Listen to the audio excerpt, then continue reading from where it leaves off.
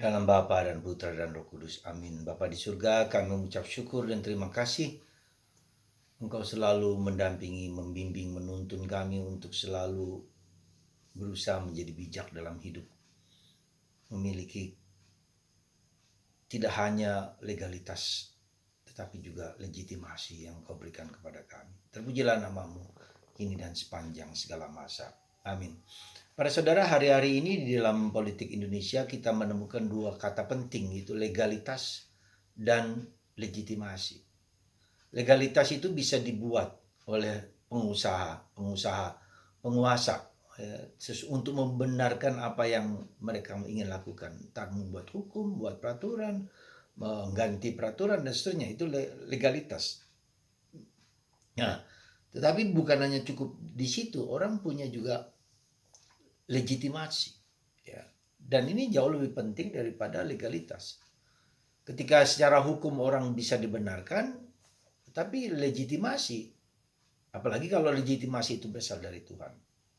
Nah, demikian juga kita lihat sekarang ini dengan kasus politik yang sedang berlangsung ini. Legalitasnya bisa dibenarkan, tapi legitimasinya menjadi sesuatu yang harus dipertanyakan oleh banyak orang.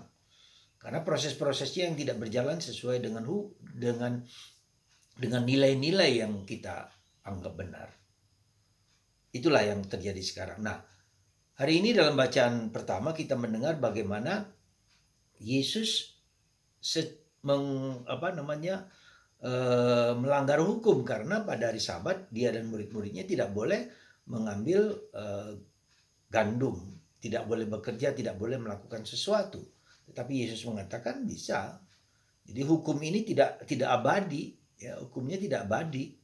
Pada Yesus menunjukkan pada zaman lalu di mana orang-orang bisa melakukan sesuatu yang melanggar hukum, ya. Karena hukum itu bisa berubah sesuai dengan apa yang diinginkan oleh zaman dan situasinya. Tetapi yang paling penting adalah di sini Yesus mengatakan bukan hukumnya yang paling utama, tapi nilai-nilainya yang harus dipertahankan. Nilai kesucian dari Sabat itu, nilai kemurnian dari Sabat itu. Ya, Sabat itu bukanlah hukum mati yang tak bisa berubah. Ya, maka di saat sekarang ini Gereja Katolik tidak lagi menjalankan hukum Sabat, tetapi hukum Minggu, hari Minggu, bukan hari Sabat, bukan hari Sabtu, tapi hari Minggu, hari kebangkitan Yesus, hari kemuliaan Yesus. Dan itu sudah diperbarui oleh Yesus. Ya. Nah, karena itulah Yesus katakanlah melanggar hukum Sabat ini dengan menunjukkan makna terdalam. Orang tidak terpaku pada hukum, tapi pada nilai-nilai yang hukum itu yang mau kita jalankan. Itu yang pertama, saudaraku terkasih. Yang kedua, bahwa sekali lagi saya katakan legal itu penting, perlu, tetapi tidak selama-lamanya. Ada nilai-nilai moral yang harus dijalankan. Nah, inilah yang sekarang sedang bermasalah di dalam negara kita ini. Nilai-nilai moral inilah, nilai-nilai etik inilah yang tak boleh dilanggar, ya.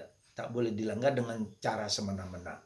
Itulah yang saya kira perlu kita perhitungkan. Yang ketiga, dengan mengandung menghayati nilai-nilai inilah maka kita